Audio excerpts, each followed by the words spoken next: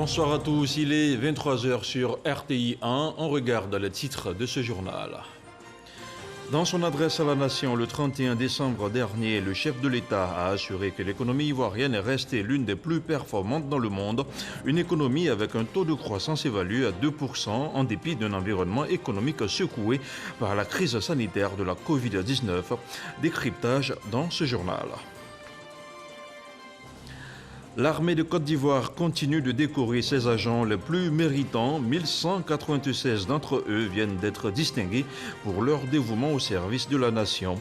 Les récipiendaires ont été invités à être des modèles pour les générations futures.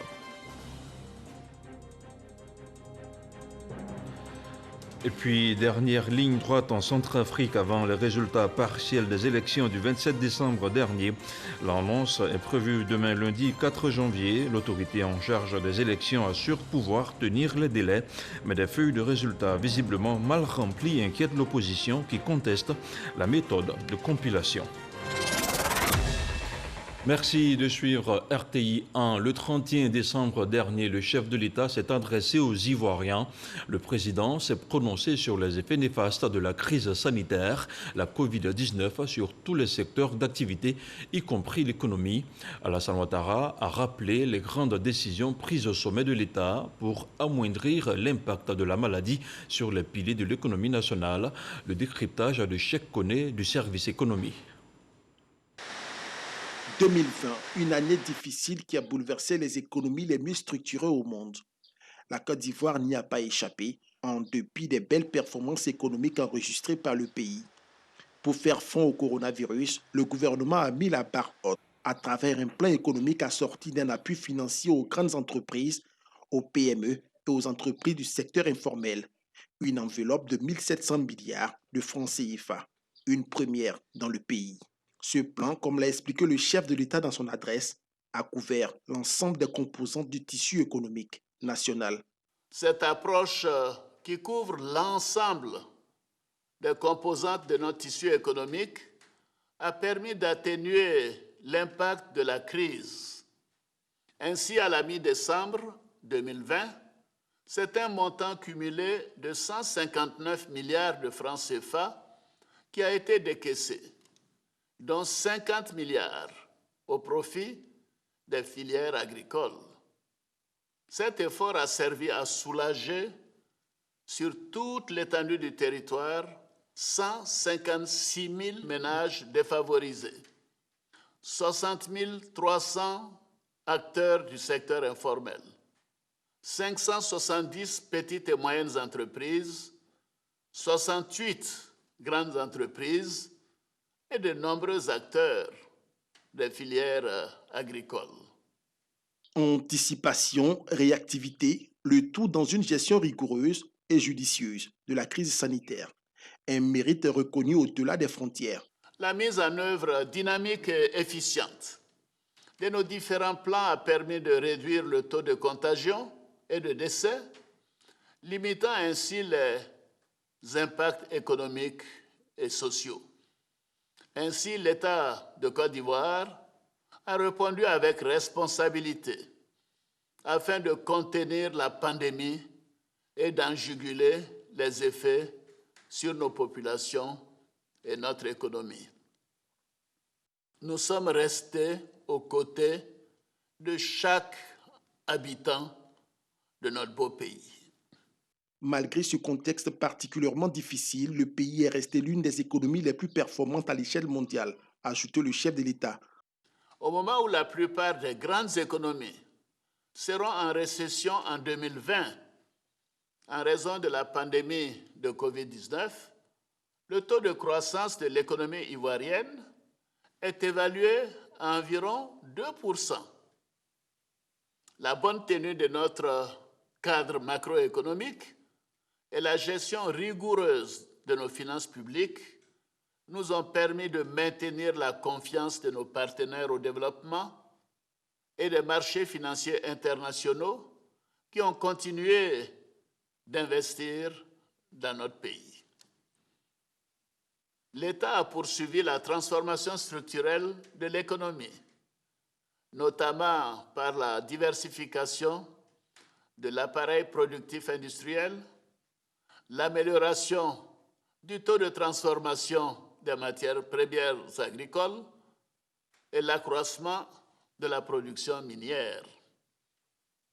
Cet élan d'accélération de la transformation structurelle s'appuie sur la mise en œuvre de programmes de partenariat avec le secteur privé, notamment en ce qui concerne les produits de base comme l'anacarde, l'EVA et le cacao. Difficile de se projeter dans 2021 après une année 2020 plus que compliquée. Difficile aussi de rester optimiste, a priori, au regard de la remontée de la pandémie mondiale dans plusieurs parties du monde. Mais le président reste optimiste et rassure sur la poursuite de la bonne marche de l'économie nationale. L'année 2021 verra l'intensification de nos activités sur les infrastructures routières et nos interventions porteront sur un minimum de 1313 km de routes en cours de bitumage et la poursuite de la construction de 33 ponts et échangeurs. 2021 s'annonce donc comme l'année qui éprouvera à nouveau la résilience de l'économie nationale. Sur un tout autre plan, le 1er janvier dernier, le poste à péage de Thomasset a été la cible d'une attaque causant d'importants dégâts matériels. Le directeur général du FER, le fonds d'entretien routier et le commandant supérieur de la gendarmerie se sont rendus sur place pour faire l'état des lieux. Ils ont été suivis par Mamadou Kouassi. Le trafic a repris son cours normal sur le tronçon Abidjan-Zaguié, ainsi que le service de péage au poste de Thomasset. C'est le constat fait par le directeur général du FER, fonds d'entretien routier, lors de sa visite de terrain ce samedi 2 janvier 2021. En compagnie du commandement supérieur de la gendarmerie, l'ancien Diaby est allé se rendre compte de ce qui s'est passé dans la nuit du 31 décembre 2020 au 1er janvier 2021. Si les dégâts matériels sont considérables, l'on retient qu'il n'y a pas eu de perte en vie humaine. L'ancien Diaby fait des propositions pour la sécurisation des postes à péage et à pesage.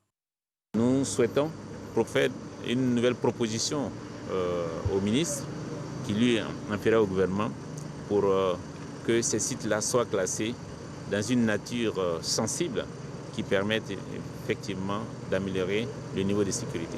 Le commandement supérieur de la gendarmerie a saisi cette occasion pour remonter le moral des troupes en charge de la sécurité du poste à péage de Thomasset. Des équipements dont la sécurité pourrait être renforcée, a souhaité le directeur général du FER. Alors, les dispositifs sécuritaires en place sur les postes de péage étaient pour contrer les petits banditismes et autres. Mais les images vues montrent qu'il faut une autre nature de sécurité et que nous allons monter d'un cran sur tous les sites de péage et de pesage. Parce que, certes, on a parlé de Thomasset, mais le poste de pesage qui est aussi sous notre contrôle a été attaqué. Il faut rappeler que le poste à péage de Thomasset a été la cible d'une attaque armée dans la nuit du 31 décembre 2020 au 1er janvier 2021. Je vous le disais en titre, il y a quelques instants, 1196 agents des forces armées de Côte d'Ivoire ainsi que des personnels civils de la défense viennent d'être décorés par la hiérarchie des distinctions dans l'ordre national, l'ordre du mérite ivoirien et à la médaille des forces armées. C'était à la place d'armes de l'état-major général des armées, à Boussanogo. Ils se sont distingués par leur dévouement et leur manière de servir. À la place d'armes générales de corps d'armée Ouattara Paul Thomas Daquin de l'état-major général des armées, 1196 personnels des forces armées de Côte d'Ivoire et les personnels civils de la première région militaire ont été distingués. Une reconnaissance de la hiérarchie militaire à ces hommes et femmes qui s'inscrivent dans la quête de l'excellence et de la magnificence de l'exemple. Ils ont été respectivement élevés au rang d'officiers de l'ordre national, chevaliers de l'ordre national, officiers de l'ordre du mérite ivoirien, chevaliers de l'ordre du mérite ivoirien, et certains se sont vus décerner la médaille des forces armées de Côte d'Ivoire. Devant le drapeau, nous jurons de toujours servir notre belle patrie en étant à la hauteur des missions à nous confier par la nation pour mériter davantage. Le chef d'état-major général des armées, le général de corps d'armée Lassina Doumbia, a invité les récipiendaires à garder le cap en redoublant d'efforts. Soyez fiers de recevoir ces insignes du mérite. Ils sont la preuve que vous avez convaincu vos chefs de votre bonne conduite et démontré que les forces armées de Côte d'Ivoire peuvent compter sur des hommes et des femmes efficaces, loyaux et assidus au travail. Vous devez désormais servir d'exemple en continuant sur le chemin qui vous a conduit à être distingué ce jour. Officiers, sous-officiers et militaires du rang des forces armées de Côte d'Ivoire, au regard du comportement qui a été le vôtre au cours de cette année 2020, vous méritiez tous d'être distingués par votre sens de la loyauté, de la discipline, de l'esprit de corps et de la solidarité entre frères d'armes. Vous avez déjoué tous les pronostics. Je vous félicite de l'adhésion collective à l'objectif commun de reconquête de notre fierté. Le calme observé dans nos casernes, la sérénité qui vous habite et la rigueur dans laquelle vous exécutez les missions qui vous sont confiées, ici ou ailleurs sur le continent, en sont le gage. Notons que la cérémonie de décoration concerne les militaires méritants, issus de toutes les armées, armes et services répartis dans toutes les garnisons du pays, notamment de Daloa, de Korogo et de Bouaké. Quel bilan peut-on faire de l'année parlementaire? C'est l'exercice auquel s'est livré le député de la circonscription de Wangolodougou, Kawara. L'élu était face à sa population pour rendre compte des lois votées à l'hémicycle en 2020. Il a profité pour recueillir les préoccupations de sa population. Kader Sogodogo. Wangolodougou Traoré Drissa, le député de la localité, est face à la chefferie traditionnelle, aux jeunes, aux femmes, aux leaders d'opinion et aux autorités administratives et politiques de sa circonscription. Un grand oral en guise de compte rendu de l'année parlementaire. Les lois votées, la dynamique amorcée par le pays. Agriculture, santé, électrification, eau potable, route, tout y passe. La vie à l'hémicycle durant l'année 2020 est passée en revue. Les attentes des populations sont également enregistrées. Il faut rendre compte à nos mandants parce que c'est eux qui nous envoient à l'hémicycle. Comme chaque année, nous essayons de leur expliquer pour qu'avec l'ensemble de la Côte d'Ivoire, nous soyons au même niveau d'information concernant les lois de la Côte d'Ivoire. Nous avons aussi recueilli des préoccupations et nous les avons promis de rendre compte aussi à notre niveau, au niveau supérieur, pour qu'ensemble nous puissions regarder dans la même direction que cette Côte d'Ivoire-là soit la Côte d'Ivoire souhaitée par le président de la République. Le corps préfectoral et la chefferie traditionnelle partagent d'ailleurs l'initiative. C'est une très belle initiative. Je crois que c'est l'occasion pour nos populations de prendre connaissance des grandes décisions et des grands travaux que l'Assemblée nationale de Côte d'Ivoire a menés pour le compte des populations. Ce qui nous a passé au Assemblée, nous avons bien compris ça. Parce qu'on va aller faire le message maintenant au village. Comme nous sommes venus écouter, on va aller faire compte rendu au village aussi, avec la population. Pour encourager la déclaration des naissances, le député de Wangolodougou, Kawara, avait décidé de prendre en charge les timbres d'état civil à raison de 2 par enfant né. Cette rencontre a permis de dresser le bilan de l'opération qui a démarré le 6 juillet 2019 jusqu'au 30 décembre 2020. Ce sont 1100 naissances qui ont été enregistrées, soit 2200 timbres distribués. L'opération se poursuit. Zoom ce dimanche sur la Fédération des inventeurs et innovateurs de Côte d'Ivoire, la FEDINCI. Son président Djibril Pierre Koulibaly était sur le plateau de RTI 1. Avec Hamza Diaby, il a évoqué les découvertes, les inventions, mais surtout l'apport des inventeurs dans l'économie ivoirienne. On regarde un extrait de leur entretien. La Côte d'Ivoire est un pays d'invention. C'est une bonne nouvelle et en ce début d'année, nous pouvons être fiers du génie créateur de l'Ivoirien. La Côte d'Ivoire, c'est 300 brevets d'invention, mais c'est également le top 10 africain au plan mondial. C'est 103e pays. C'est un très bon classement. Et la Côte d'Ivoire occupe la direction générale de l'OMP, de l'OAPI, qui est basée à Yaoundé. Et nous avons pas mal d'Ivoiriens qui sont experts au niveau de l'Organisation mondiale de la propriété intellectuelle. Un brevet, ça se valorise mais on passe évidemment par un prototype. Et quand on fait un prototype, ça ne veut pas dire que c'est un produit de marché. Donc il y a un travail important qui doit être fait pour transformer ce prototype-là en produit marchand. Et c'est ce que nous appelons la valorisation, pour aboutir finalement à une industrialisation de masse pour pouvoir porter ce produit. Est-ce que ça se fait? Pour l'exporter. Est-ce que cela se fait? Pour l'instant, nous sommes en quête. Sur les 300 brevets? Sur les 300 brevets, il n'y a pas 1% qui ont franchi l'étape de la grande industrialisation. D'ailleurs, nous n'avons pas de C'est quoi la référence. difficulté? Pourquoi?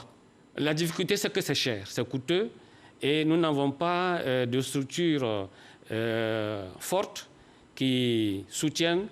Heureusement, les inventeurs et innovateurs sont organisés en Côte d'Ivoire depuis plus de 6 ans. Nous sommes organisés en fêtière, en fédération, et cette organisation fait que c'est plus facile de travailler avec les inventeurs et innovateurs de Côte d'Ivoire. On change de cap et on fait le point de la situation de la Covid-19 au 3 janvier 2021.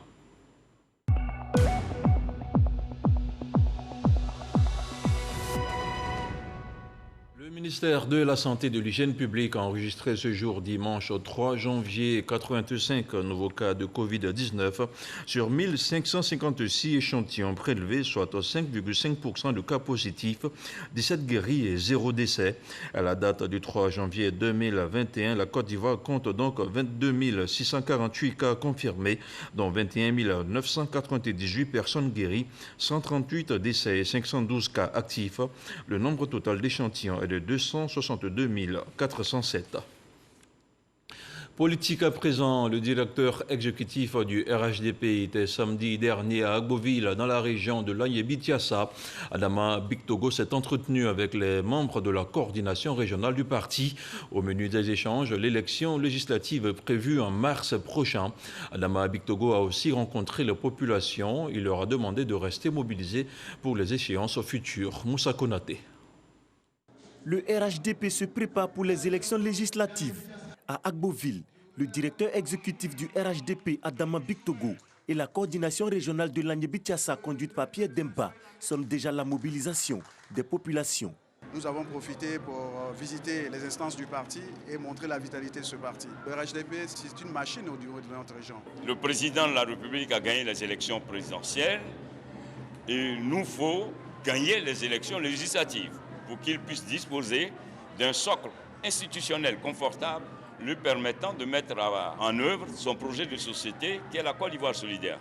Offrir la majorité des sièges à l'Assemblée nationale au RHDP. Pour réussir ce pari, Adama Bictogo appelle à travailler en équipe. Il est bon aussi que le RHDP, partout où il se trouve, que non seulement nous allions avec les meilleurs, que nous allions avec ceux qui ont une emprise sur le terrain, mais que nous allions ensemble.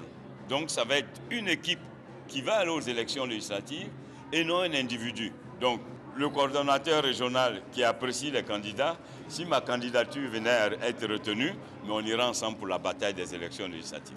Le directeur exécutif du RHDP a également invité les populations de Lagné-Bidiassa à l'union et à la cohésion, gage de développement.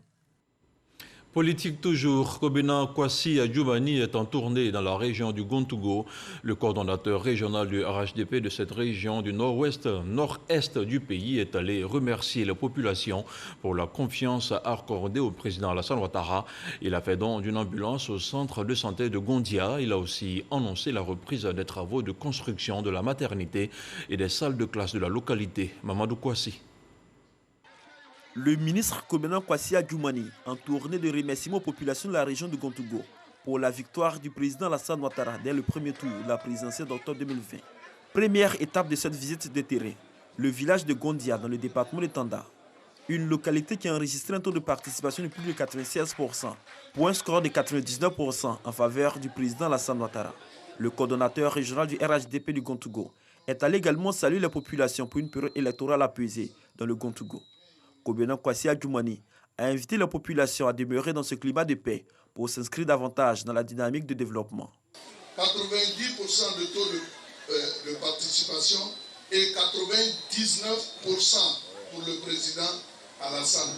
Donc j'ai décidé de venir les saluer, les féliciter leur dire merci pour tout ce qu'ils font pour le président Alassane Ouattara. Ils prient toujours pour lui. Le grand imam est là avec tous ses fidèles. Il y a le chef du village et il y a les autres villages qui sont venus s'associer à eux pour prier pour la Côte d'Ivoire, pour la réconciliation nationale, pour la paix et pour leurs enfants que nous sommes. Cette rencontre a permis aux populations de faire des doléances, au nombre desquelles l'acquisition d'une ambulance et la construction de nouvelles salles de classe pour la 2e école primaire du village. Séance tenante, le ministre Koménan Kwasi Adjoumani a offert une ambulance médicalisée et lancé les travaux de construction des nouvelles salles de classe, ainsi que le renforcement du plateau technique du centre de santé. Des actions qui ont convaincu le délégué FPI du village de Gondia à adhérer désormais au RHDP. En retour, le ministre Koménan Kwasi Adjoumani a exhorté la population à soutenir les actions du président de la République Alassane Ouattara et de son gouvernement pour une Côte d'Ivoire de paix et prospère. Après Gondia, cap a été mis sur le village de Tangamourou, toujours dans le département de Tanda, pour parler de paix, de cohésion et surtout de développement. Et après la localité de Gondia, nous mettons le cap sur la ville de Bouaké où, pour le Nouvel An, le ministre des Transports a reçu la population de la région de Bouaké autour d'un déjeuner. Une rencontre au cours de laquelle Amadou Koné a annoncé la mise en place d'une zone franche de textile qui va créer des milliers d'emplois. Charles Tatou. La ville de Bouaké va très bientôt disposer d'une zone franche du textile. L'annonce a été faite par le ministre des Transports au cours du traditionnel déjeuner de Nouvel An offert à la population. Pour Amadou Koné, cette zone franche pourra créer près de 10 000 emplois. De même, la ville connaîtra une amélioration au niveau du transport. Ces deux nouvelles augurent de bonnes perspectives en 2021 pour la ville de Bouaké, capitale de la région de Bouaké. Bouaké est ici dans toute sa composante pour dire merci pour tout ce que vous avez apporté. Et vous pouvez compter sur nous. Nous savons que souvent c'est difficile, mais nous savons aussi que vous êtes un enfant de Bouaké et vous avez beaucoup d'amour pour Bouaké.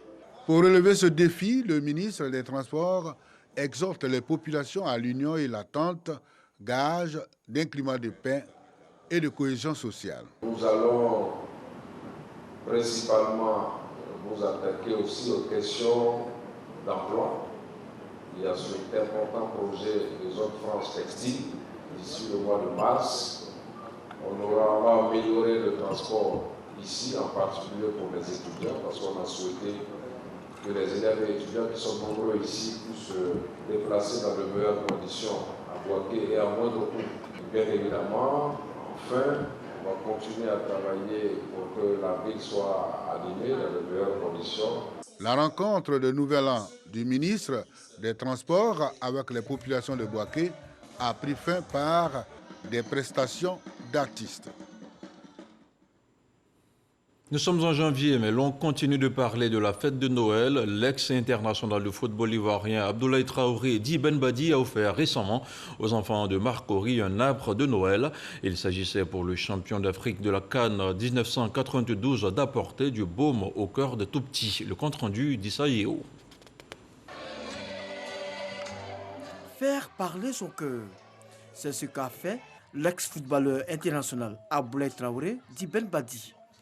Accompagné de son homologue conseiller économique, Traoré Salif, dit à Salfo, il a offert un arbre de Noël aux enfants de Marcory. C'est des enfants qui sont à l'honneur aujourd'hui.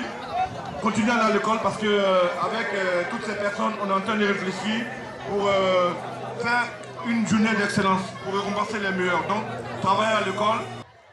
Au total, 300 enfants ont bénéficié de cadeaux du talentueux footballeur ivoirien, aujourd'hui conseiller économique, social, environnemental et culturel. Cette cérémonie a bénéficié de la présence de la sénatrice Mariam Fetigue Koulibaly. Tout est parti en fumée à San Pedro. Plusieurs menuiseries ont été ravagées par les flammes dans l'après-midi du 1er janvier. Un début d'année difficile pour ces artisans qui n'ont rien pu faire face au sinistre. Heureusement, il n'y a pas eu de perte en vie humaine, mais les dégâts matériels sont estimés à plusieurs dizaines de millions de francs CFA. Godefroy Kambawa. Des machines calcinées par des flammes, des meubles réduits en cendres, Voici ce qui reste des 2 ateliers de menuiserie situés dans le quartier Lac de San Pedro après le passage des flammes. Un incendie qui s'est déclenché vers 17 h le 1er janvier 2021. Tout a été ravagé sur ce site. Un coup dur pour les propriétaires de ces 2 ateliers en ce début d'année. À 1 h du matin, on m'a annoncé que ma grand-mère est décédée. Donc déjà sur le coup, 15 h, je décide de me reposer. Bon, j'ai mis le portable sous silence. Je me réveille.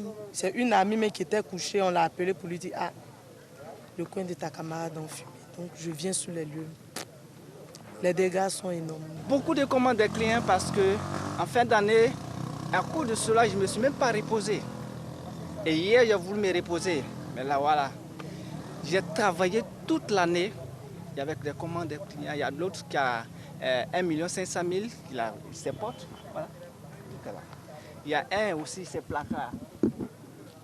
Il m'a donné 900 000 que j'ai payé tous les bois. Il était en train de faire. Mais dommage, tout est parti en fait. Informé de cet incendie, Félix Anoblé, ministre de la promotion des petites et moyennes entreprises et maire de la commune, s'est rendu sur les lieux. Ces victimes vont bénéficier d'un recasement. À notre double casquette de ministre de la promotion des PME et de maire de la commune de San Pedro, c'est avec désolation que nous constatons cela. Nous allons voir donc comment est-ce qu'on accompagne ces 2 entreprises à se réinstaller, mais dans la nouvelle zone des PME. Parce que ces 2 ateliers sont installés à un endroit où il ne faut pas. Ils sont en pleine ville, ce n'est pas une zone industrielle. Et c'est ce qui a motivé la création de la zone des PME pour regrouper l'ensemble des petites entreprises à une zone plus sécurisée, où on n'aura pas besoin d'appeler les sapeurs-pompiers quand il y a des problèmes, parce qu'on a des bouches d'incendie qui sont en train d'être prévues. En attendant la fin de l'enquête des forces de sécurité, selon les témoins, l'incendie a été provoqué par un coup-circuit dû à des branchements anarchiques. Heureusement, pas de perte en vie humaine. Et je vous invite maintenant à faire un tour d'horizon de l'actualité de la semaine qui se referme. C'est une sélection de Moussa Konaté, commentée par Abou Sanogo.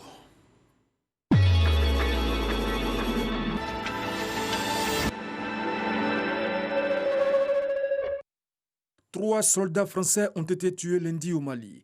Ils sont victimes d'une bombe artisanale dans la zone frontalière avec le Niger et le Burkina Faso, lieu où la force antiterroriste française Barkhane concentre ses efforts depuis janvier. Le décès de ces 3 soldats français porte le total des soldats morts pour la France à 8 en 2020 et à 47 depuis le début de l'engagement de la France au Mali en 2013. L'ancien président du Burundi, Pierre Buyoya, a été enterré mardi au cimetière catholique de Bamako, conformément aux vœux de sa famille. Feu Buyoya était le haut représentant de l'Union africaine pour le Mali et le Sahel depuis 2012. Il est décédé à Paris à l'âge de 71 ans. Son épouse et ses 3 enfants ainsi que plusieurs personnalités ont participé dans la matinée à une messe de requiem qui a été célébrée à la cathédrale du Sacré-Cœur par le cardinal et archevêque de Bamako. La Guinée a entamé mercredi la vaccination contre le coronavirus à titre expérimental à l'aide du vaccin russe Sputnik 5.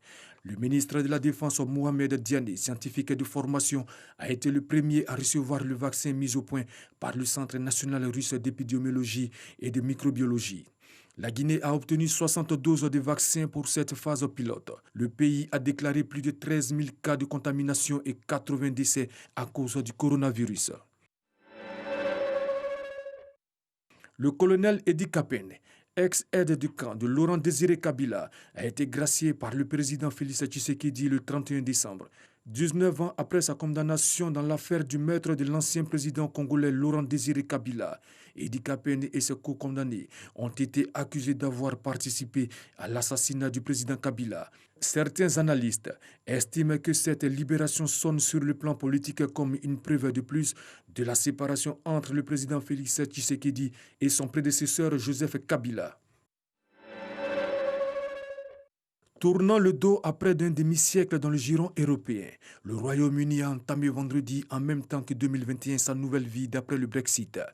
Grand artisan du Brexit, le Premier ministre Boris Johnson a promis dans le Daily Telegraph une année de changement et d'espoir, 4 ans et demi après le référendum. Le Brexit offrira des opportunités pour transformer le pays selon lui. 11 sénateurs républicains refusent de certifier la victoire de Joe Biden. Ils ont annoncé samedi qu'ils s'opposeraient à la certification par le Congrès du résultat de l'élection présidentielle du 3 novembre. Une ultime tentative pour contester la victoire de Joe Biden, comme le souhaite le président sortant Donald Trump. La Chambre et le Sénat doivent se réunir mercredi pour certifier ces résultats, une procédure qui est d'ordinaire une simple formalité. Des groupes armés ont attaqué dimanche matin la ville de Bangassou, dans le sud-est de la Centrafrique, 2 semaines après une offensive lancée par les rebelles et à la veille des premiers résultats de l'élection présidentielle, selon le chef du bureau régional de la MINUSCA dans la ville. Les affrontements ont commencé aux alentours de 5 h du matin, avec des tirs et des détonations autour du centre-ville, selon des témoins. Les forces armées de la Centrafrique, FACA, et de la MINUSCA ont été déployées dans la ville.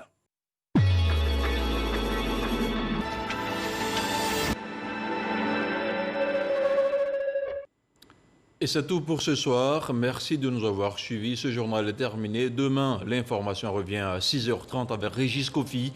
Agréable soirée à tous sur RTI 1 et que la paix soit chez vous. Bonsoir.